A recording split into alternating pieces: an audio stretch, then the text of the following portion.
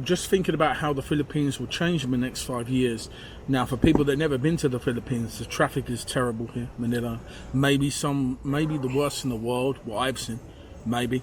And they're actually building a subway, so that's something that's changing. Yeah, I was going to say that. But what the jeepneys are trying to phase them out. But what else do you see happening in the Philippines in the next 5 years? There's a lot of Chinese money coming in. Yeah, also. yeah. Well, the Chinese are helping with the subway and also the train system. There's rail systems that are going to stretch out from Metro Manila all the way out to Clark Air Base. Oh, this is Chinese funded also? Not just Chinese funded, but a lot of it's coming from foreign. Like the Japanese are helping with the subway, so a lot of that's Japanese tech. I know the Japanese and Europeans. I think the Dutch as well, and I'm not exactly sure on it, but yeah, you can Google that and just make sure. Fact check me, mate. But yeah, I think in the next 10 to 15 years, through to the next 20 years, they will phase out a lot of the ghetto modes of transport. You know, your pedal cabs, the tricycles that people pedal on BMXs with, and take people around the city. Like they're limited to the really poor areas, and then the provinces. They still have them in the provinces, and then your tricycles with your motorbike trikes and your jeepneys that are the old reconfigured school buses, they're going to be gone in the next 10 15 years.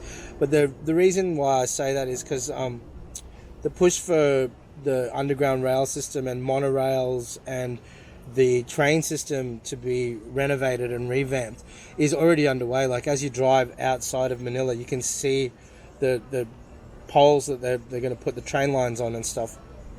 I mean, it's much needed. I think it is much needed. Like but it will mean that. Well, it means two things, right? So people from the outskirts, like Fairview, which is still part of Metro Manila, which is far away, like they call it Farview. It's around an hour away from here. Like people from those outer reaches will be able to get into the city to work, like legitimate jobs. And then also people that live in Metro Manila, if they want to go and work in the burbs, then they can go out to the suburbs or even go and visit their families. Like it's going to make it a lot easier for people to commute around the place. I do see slowing down of jeepneys as PUVs. I don't think is going to last for the next 2 decades.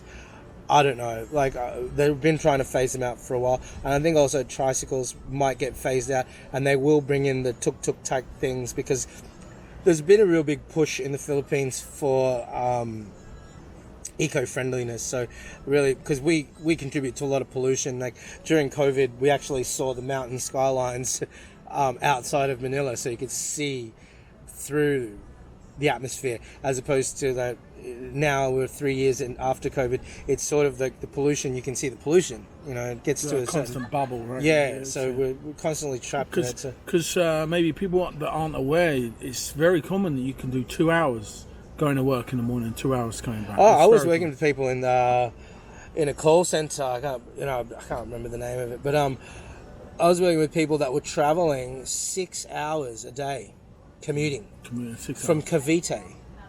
On public transport. Some of them would have to catch a UV, which is like a utility vehicle that's like a carpool, car sharing type thing. I've caught them from time to time. And then they'll catch buses. So they're doing combinations. So some of them will catch a trike to the jeepney to the UV in, and then catch another jeepney to work. And this is their daily routine. And, they get their sleep, I guess, by sitting on public transport. I personally couldn't do it. Like if you live more than 90 minutes away from your job, then you need to switch jobs or move house. I mean, it's hard because these aren't in Philippines. The weather is so hot. I mean, especially for foreigners, you feel it. So when you're talking late 30s, high humidity, and you're going through this before you even get to work. It's a job itself. Just getting to work and back. So. The traffic is bad. I mean, it's taken me, I think my worst time, it took me 3 hours from the airport to Makati. Yeah. 3 hours on a Friday. You could have walked quicker.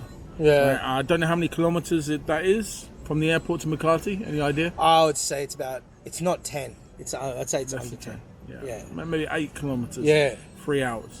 Now that can be what it's like. It's not always like that. You come in the later hours, it's okay.